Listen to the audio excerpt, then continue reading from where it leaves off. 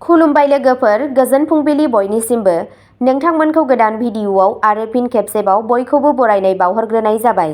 आं दिनै नोंथांमोननि सिगाङाव 2 एप्रिल 2025 मायथाइ एबा 19 सैत्र दान 1433 मायथाइ रबिबारनि सानसेनि फानजामुथिखौ फरायथिनो लादों। आसा खालामो नोंथांमोना भिडिअखौ नायना मोजां मोनगोन।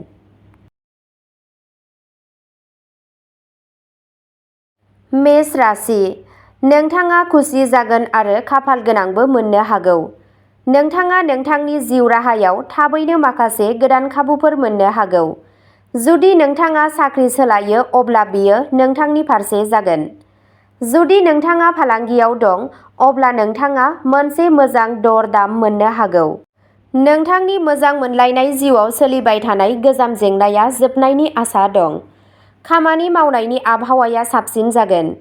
खरसानि सायाव सामलायनाया मिथिंगायारि महरै जागोन।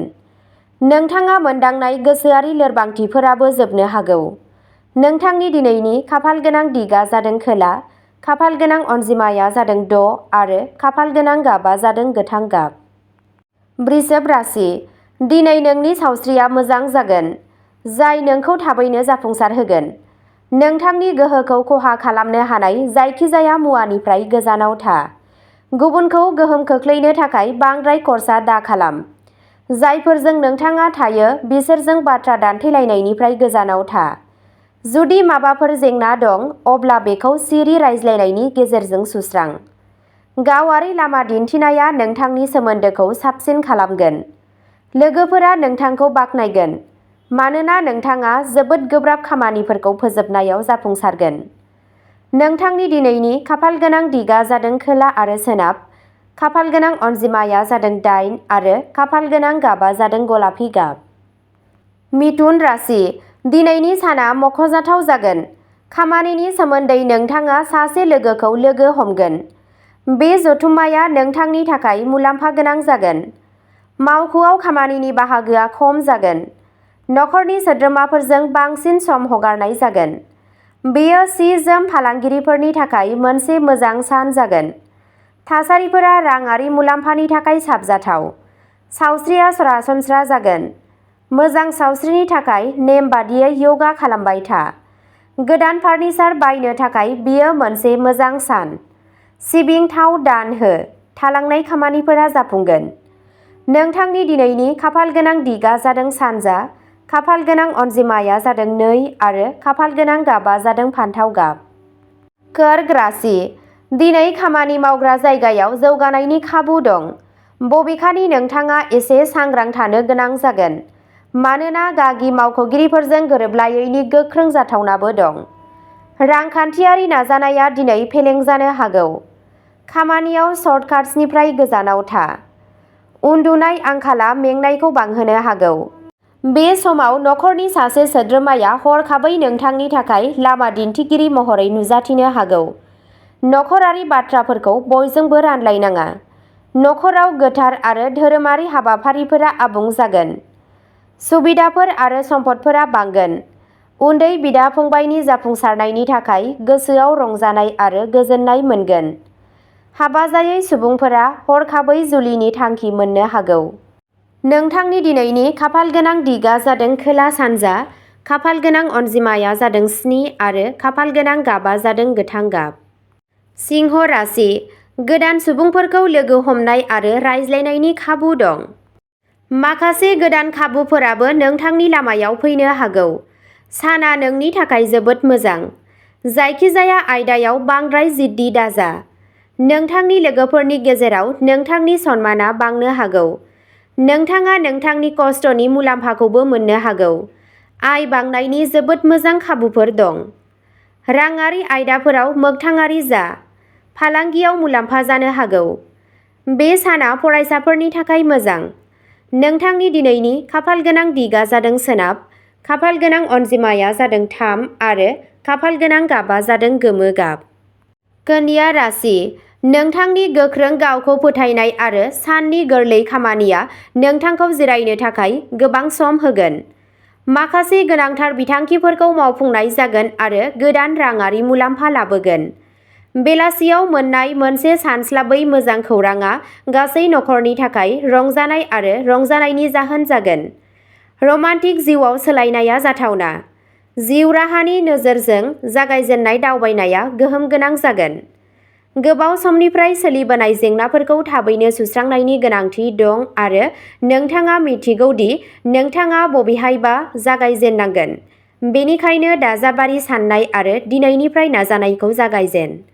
नोंथांनि दिनैनि खाफालगोनां दिगआ जादों सा-सोनाब, खाफालगोनां अनजिमाया जादों 5 आरो खाफालगोनां गाबआ जादों गलापि गाब।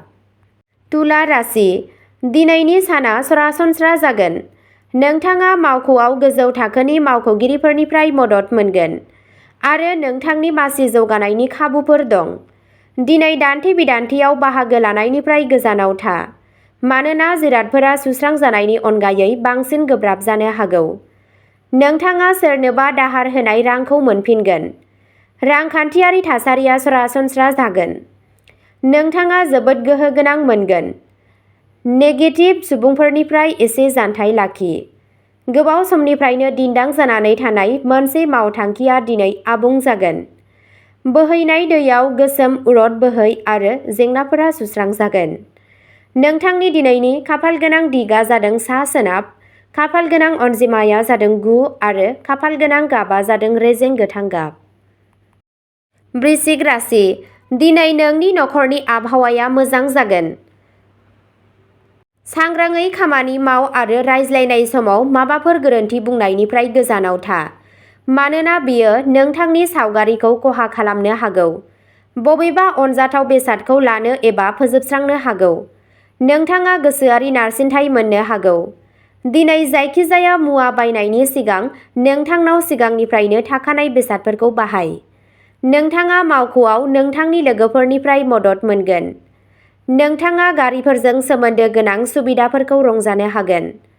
नोंथाङा नोंथांनि हाबायाव खान्थि बायदियै दावगानो हागोन आरो बिथांखि बायदि हाबाफोरखौ मावफुंनो हागोन। लोगोफोर आरो मोजां मोनग्राफ्रा नोंथांनि थाखाय हेफाजाब होगोन। नोंथांनि दिनैनि खाफालगोनां दिगआ जादों खोला-सानजा, खाफालगोनां अनजिमाया जादों 2 आरो खाफालगोनां गाबआ जादों गोथां गाब। धनु राशि। राङारि मुलाम्फानि इसारा दं। माखासे बाथ्राफोर नुजानो हागौ जाय नोंथांखौ सिगांथिं दावगालांनो खाबु होगोन। नोंथाङा जायखिजाया खामानि मावो बेखौ मोजाङै माव। जायखिजाया थिरांथा लानायनि सिगां मोजाङै सान। सासे गियानगोनां सुबुंजों सुबुरुन ला। नोंहा मावख'नि गोजौसिन मावख'गिरिफोरजोंबो मोजां सोमोन्दो थानो हागौ। माखासे आरामजों सोमोन्दो गोनां बेसादफोर बायनायनि साननाय थानो हागौ। गावनि सावस्रिनि फारसे गोसो हो। नोंथांनि दिनैनि खाफालगोनां दिगआ जादों सानजा, खाफालगोनां अनजिमाया जादों 6 आरो खाफालगोनां गाबआ जादों गुफुर गाब। मकर राशि। नोंथांनि खरसाया बांनो हागौब्लाबो मोनसे गिदिर हानजायाव बाहागो लानाया नोंथांनि थाखाय गोसो बोनो हाथाव जागोन।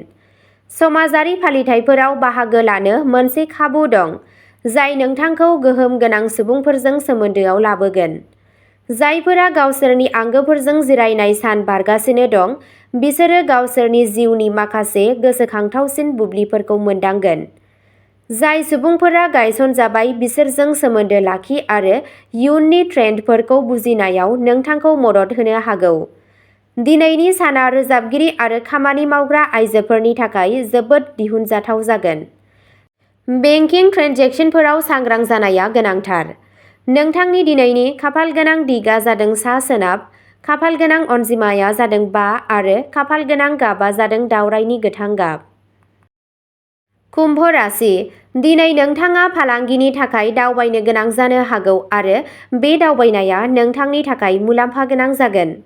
दिनै नोंथाङा सासे गोनां सुबुंखौ लोगो मोनगोन।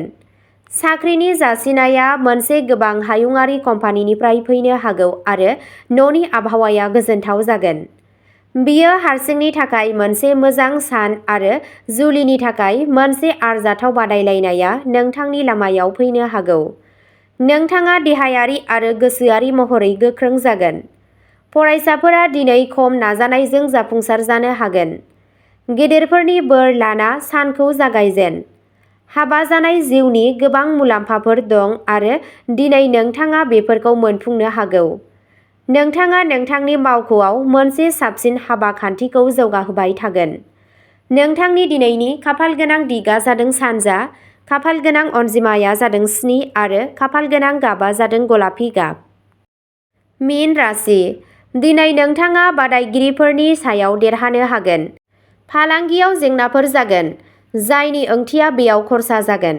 बायजोनि सुबुंफोरनि आखाइ होसेयावबो नोंथाङा नोंथांनि जिउ लोगोरिनिफ्राय मोनफ्रोमबो जाथावना लामाजों मदद मोनगोन। फालांगिया मोजां मुलाम्फा होगोन। मावख'गिरिफोरा खामानियाव खुसि जागोन। आबादा सानजेर जागोन आरो मुलाम्फा मोनगोन।